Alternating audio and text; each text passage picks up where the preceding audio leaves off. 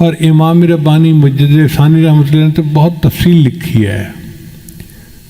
انہوں نے بات سمجھائی کہ دیکھو رات ہوتی ہے، ہر طرف اندھیرا ہوتا ہے، پھر صبح صادق طلوع ہوتی ہے، اور صبح صادق کے بعد روشنی بڑھتی جاتی ہے، بڑھتی جاتی ہے، بڑھتی جاتی ہے، حتیٰ کہ جب سورج نکلتا ہے تو اس وقت روشنی ختم ہو جاتی ہے اور دھوپ آ جاتی ہے.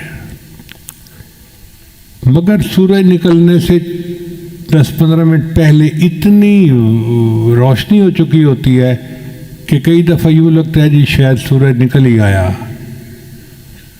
حالانکہ ابھی نکلا نہیں ہوتا.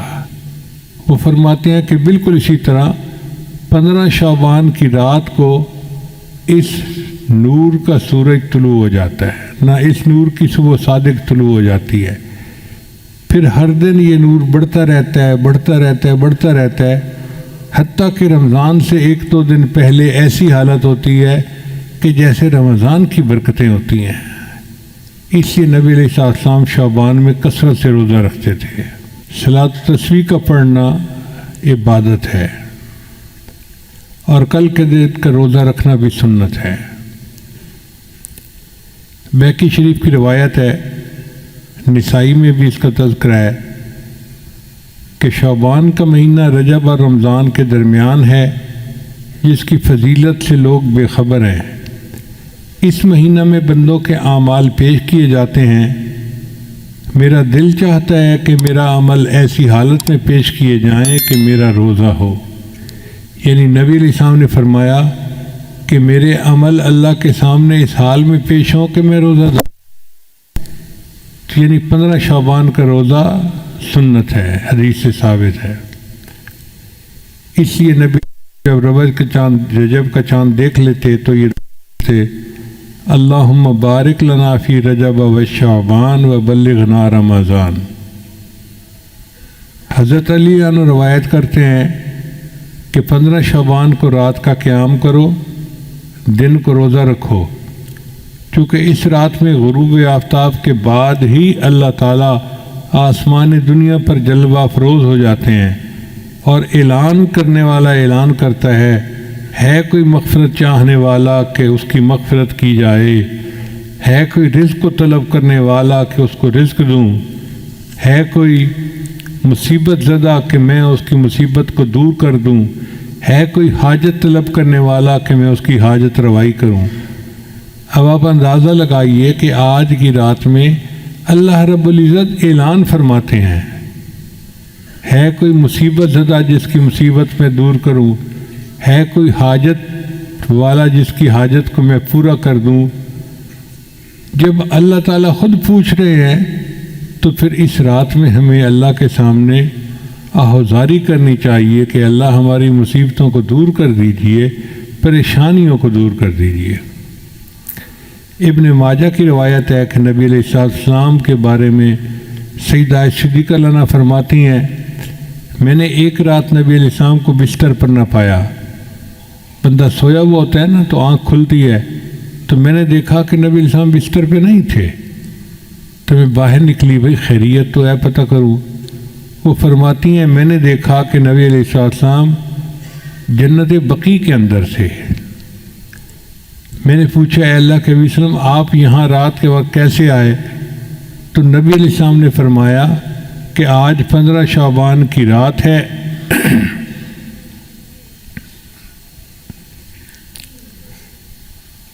اس رات میں اللہ آسمان دنیا پر تشریف لاتے ہیں اور بنی کلب کی بکریوں کے بالوں سے زیادہ لوگوں کی مغفرت فرماتے ہیں.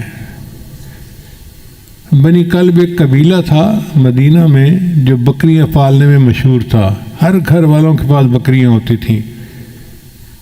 اب آپ اندازہ لگائیں کتنی بکریاں ہوگی.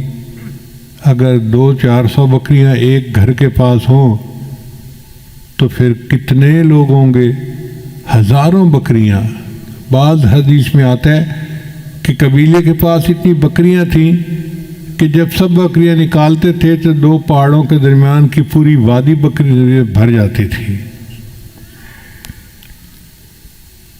اب 2 پہاڑوں کے درمیان وادی بکریوں سے بھر جاتی تھی تو کتنی تعداد ہوگی. پھر بکری کے جسم پہ کتنے بال ہوتے ہیں اس پر بھی غور کریں. ہمیں تو اندازہ نہیں ہے. ہمارے ایک دوست تھے ماشاءاللہ، وہ فارغ البال گنجے تھے. میں ان کو پیار سے فارغ البال ہی کہتا تھا. ایک دن میں گیا تو اس نے نا ایک لٹ جو ہے نا بالوں کی یوں لگائی ہوئی. تو میں نے پوچھا کہ بھائی آپ نے یہ بال کیسے لگوائے؟ کہتے حضرت ٹرانسپلانٹ کروائے ہیں. میں نے کہا ٹرانسپلانٹ کروانے تھے تو سارے کروا لیتے.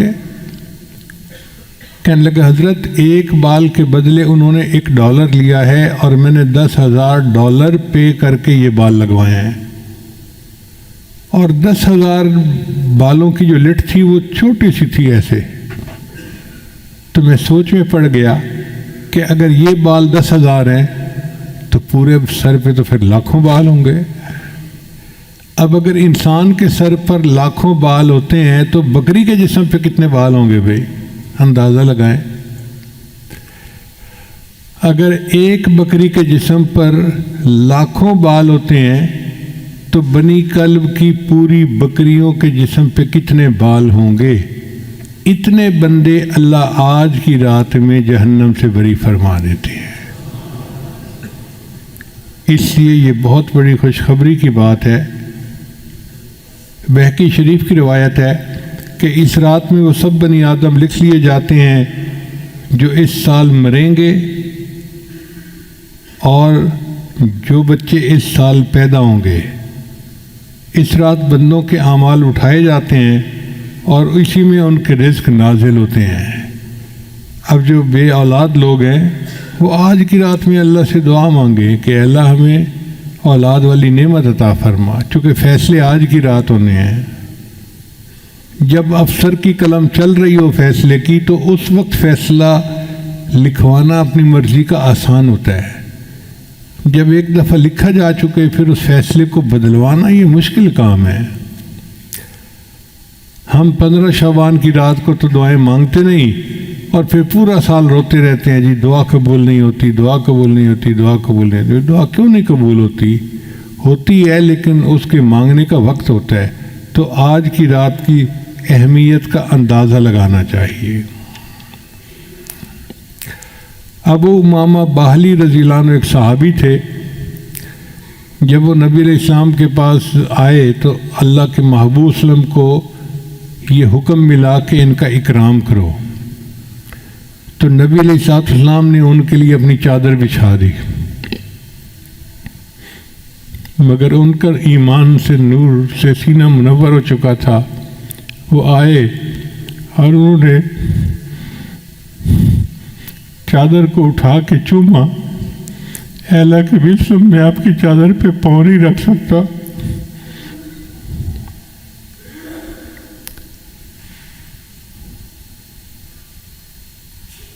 وہ روایت کرتے ہیں کہ نبی علیہ السلام نے ارشاد فرمایا من صام یوم من شعبان، جس نے شعبان کے دن کا روزہ رکھا یعنی 15 شعبان مراد ہے، فتحت لہ ابواب الجنان، اللہ اس کے لیے جنت کے دروازے کھول دیتے ہیں.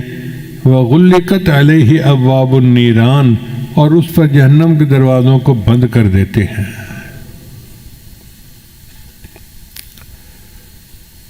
ہمارے سلسلہ نقشبندیہ کے سرخیل امام سیدنا صدیق اکبر رضی اللہ تعالیٰ عنہ فرماتے ہیں قوموا لیلۃ نصف من شعبان، کہ نصف شعبان کی رات کو تم قیام کرو. فإنها لیلۃ مبارکہ، یہ مبارک رات ہے. فإن اللہ تعالی یقول، اللہ تعالیٰ اس میں یوں فرماتا ہے فیہا حل من مستغفر فاغفر اللہ، ہے کوئی مغفرت کا چاہنے والا کہ میں اس کی مغفرت کروں. سبحان اللہ. زندگی میں اللہ نے پھر ہمیں ایک موقع دے دیا. آج کی رات اللہ پوچھتے ہیں ہے کوئی مغفرت چاہنے والا کہ میں اس کی مغفرت کر دوں. تو بھائی ہم اللہ کے سامنے فریاد کریں، پکاریں، دعائیں مانگیں کہ اے اللہ ہم مغفرت چاہتے ہیں، ہم بڑے خطا کار ہیں، گناہ گار ہیں۔ آج کی رات برکت والی رات ہے۔ علماء نے لکھا ہے کہ حضرت موسیٰ علیہ السلام کو جو طور پہ نبوت ملی تھی وہ 15 شعبان کی رات کو ملی تھی۔ خدا کی دین کا موسیٰ سے پوچھئے احوال کہ آگ لینے کو جائیں پیغمبری مل جائے۔ آپ یوں سمجھیں کہ آج رات ہے، رزق کے فیصلے آج کی رات ہوں گے، انسان کو مال کتنا ملنا ہے اس کے فیصلے آج کی رات ہوں گے،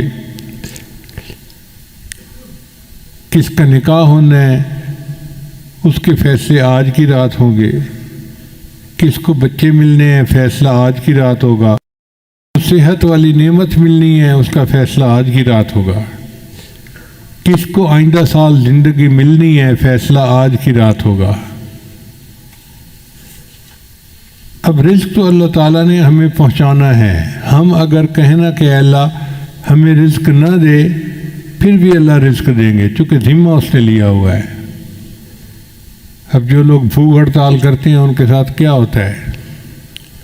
ان کو زبردستی جوس پلائے جاتے ہیں، اور جو انکار کرتے ہیں تو پھر ڈاکٹر آ جاتے ہیں، وہ پھر ان کو ٹیکے لگاتے ہیں۔ تم اگر منہ سے نہیں کھا رہے تو ہمیں تمہیں غذا تو دینی ہے، تو سوئیاں چبھو چبھو کے ان کو رزق دیا جاتا ہے۔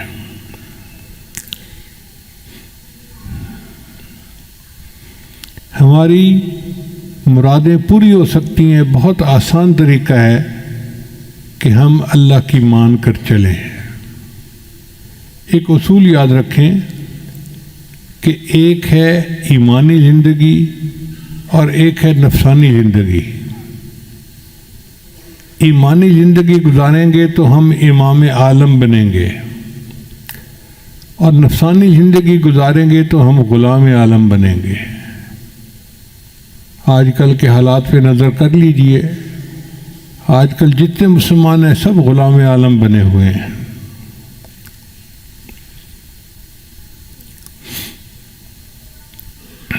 ماضی بعید میں دیکھنا ہے تو حضرت موسیٰ علیہ السلام کی قوم کا واقعہ دیکھ لیجئے، پسی ہوئی قوم تھی۔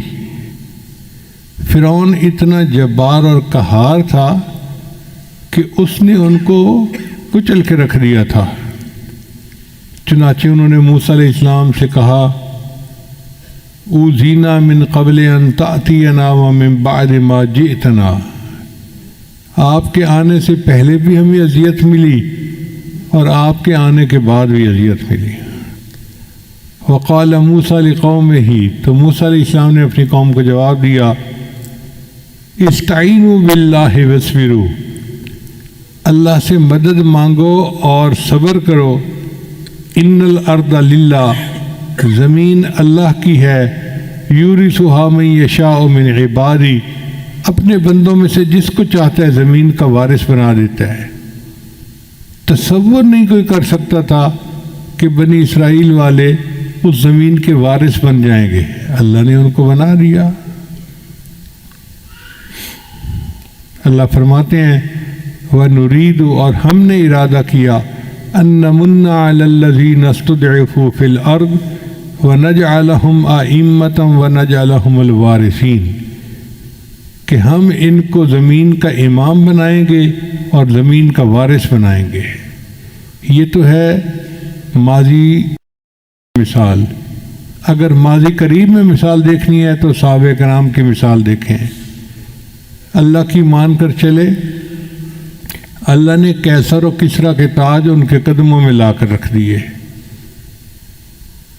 اللہ تعالیٰ نے ان کو کیا عزتوں سے نوازا، چڑھتے سورج سے تاج مانگا، سمندروں سے خراج مانگا۔ لگاتا تھا تو جب نعرہ تو خیبر توڑ دیتا تھا، حکم دیتا تھا تو دریا کو رستہ چھوڑ دیتا تھا۔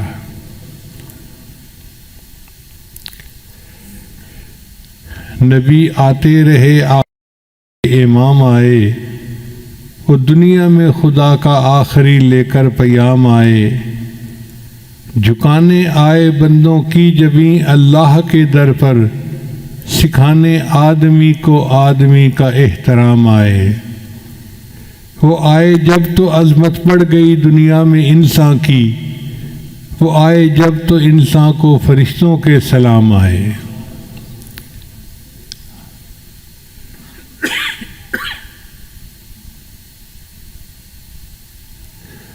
وہ ہیں بے شک بشر لیکن تشہد میں اذانوں میں، جہاں دیکھو خدا کے نام کے بعد ان کا نام آئے۔ خدا شاہد یہ ان کے فیض صحبت کا نتیجہ تھا، شہنشاہ گر پڑے قدموں میں جب ان کے غلام آئے۔ اللہ نے صحابہ کو ایسی شان عطا فرمائی تھی کہ بادشاہ ان کے قدموں میں گر پڑتے تھے۔ اب سوال پیدا ہوتا ہے کہ جب مسلمان کے لیے اللہ کی مدد اتنی ہے تو آج ہم کیوں ذلیل و خوار زندگی گزار رہے ہیں؟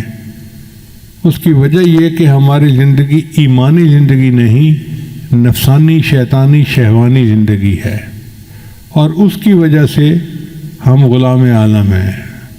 دستور یہ ہے کہ اگر شہزادہ بادشاہ کی نافرمانی کرے تو پھر بادشاہ جلاد سے جوتے مرواتا ہے، جو چوڑا چمار ہوتا ہے۔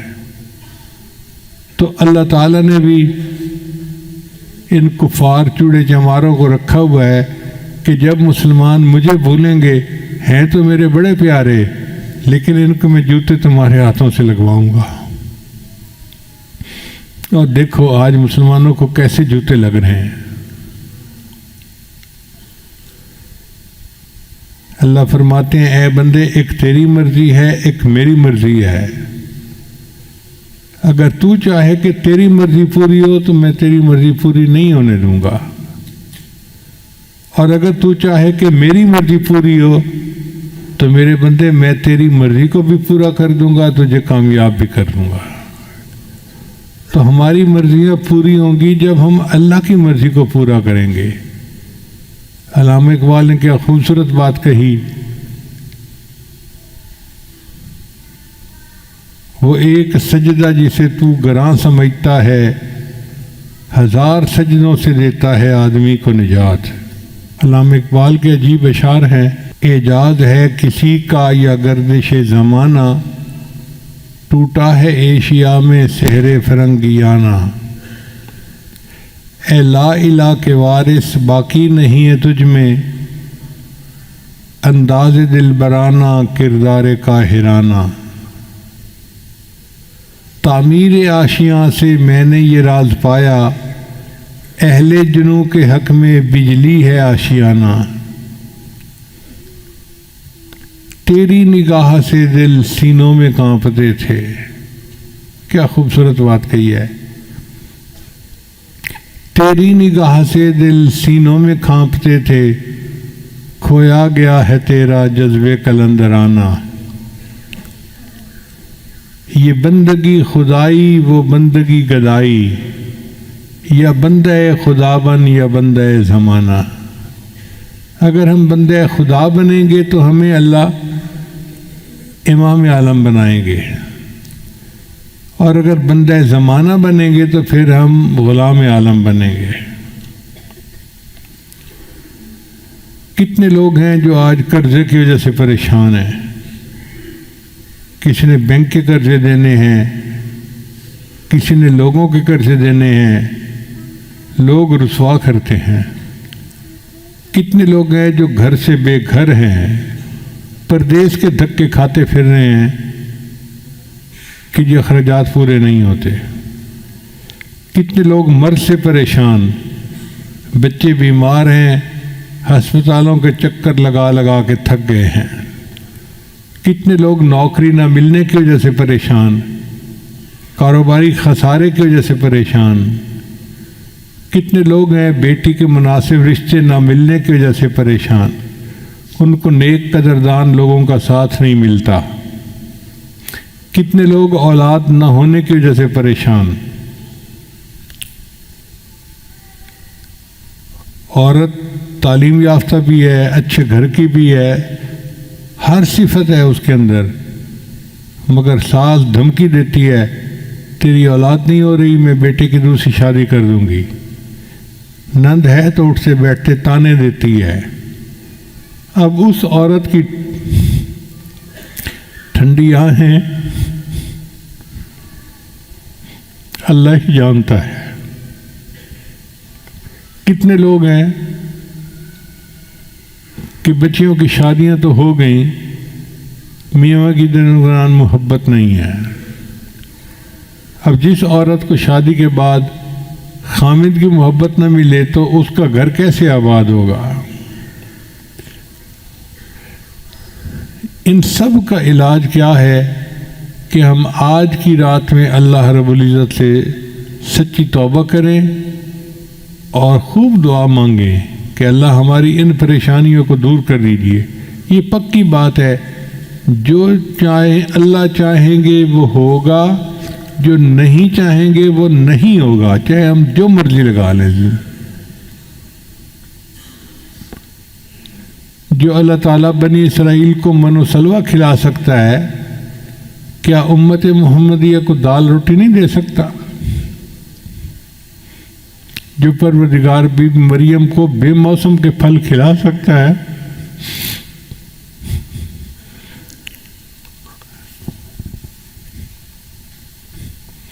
وہ اپنے محبوب کی امت کو موسم کے پھل کیوں نہیں کھلا سکتا؟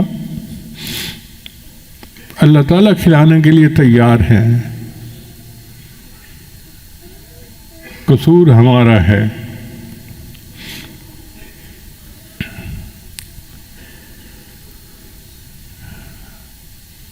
کہتے ہیں کہ پرائی بکری کو کوئی گھاس نہیں ڈالتا، ہم اللہ کے ہیں۔ اب ہم دوسروں کے دروازے پہ جائیں گے تو ہمیں دھکے ہی ملیں گے۔ ہمارا دروازہ اللہ کا دروازہ ہے، ہمیں چاہیے کہ ہم اس کے اوپر جھکیں۔ امت اس وقت پریشان ہے، صرف ہمارے ملک کے لوگ نہیں، پوری امت پریشان ہے، اور ہم اللہ سے دعا مانگتے ہیں کہ اے اللہ آپ امت کے اوپر ترس کھا لیجئے۔ آہ جاتی ہے اثر کو کھینچ لانے کے لیے، بادلو ہٹ جاؤ دے دو راہ جانے کے لیے۔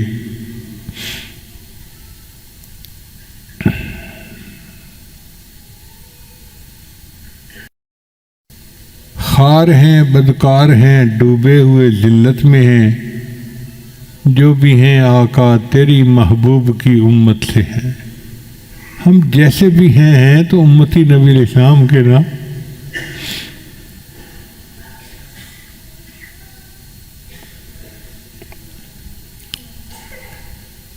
تو اللہ تعالیٰ اپنے محبوب صلی اللہ علیہ وسلم کی توفیل ہم پر خصوصی رحمتیں فرما دے، اور ہماری مرادوں کو اللہ تعالیٰ اپنی رحمت سے پورا فرما دے۔ اب پورے بیان کا خلاصہ یہی نکلا کہ سال کی ابتدا محرم سے ہوتی ہے جو مجاہدے کا مہینہ ہے، اور سال کی انتہا ذوالحجہ پہ ہوتی ہے جو مشاہدے کا مہینہ ہے۔ درمیان میں رجب کا مہینہ پڑتا ہے جو معراج کا مہینہ۔ پہلی ششماہی کو اللہ تعالیٰ نے ربیع الاول سے زینت بخشی، اور نبی علیہ السلام رحمۃ للعالمین دنیا میں تشریف لائے، اور دوسری ششماہی کو اللہ نے شہر الغمسہ غفران سے زینت بخشی، اور رمضان کا مہینہ آنے والا ہے۔ آپ یوں سمجھے کہ آج کی رات طلوع صبح صادق ہو گئی، اب رمضان کی پہلی کو طلوع سورج ہوگا، اور پھر نور کا ایک مہینہ اپنی پوری رحمت کے ساتھ آئے گا۔ اللہ تعالی ہمیں اس مہینہ کے لیے تیاری کرنے کی توفیق عطا فرمائے۔ یہ تیاری کوئی ورزش کرنے کا نام نہیں ہے، بلکہ ہم اپنی زندگی سے گناہوں کو ختم کریں اور اللہ تعالیٰ کو منانے کے لیے پوری کمر کس لیں، ہمت کر لیں۔ خدا ان کی مدد کرتا ہے جو اپنی مدد آپ کرتے ہیں۔ لہذا دعا ہے کہ اللہ تعالیٰ آج کی رات میں ہم سب مسکینوں کی بخشش فرمائے اور ہماری جتنی بھی مرادیں ہیں اللہ اپنی رحمت سے پورا فرمائے۔ وآخر دعوانا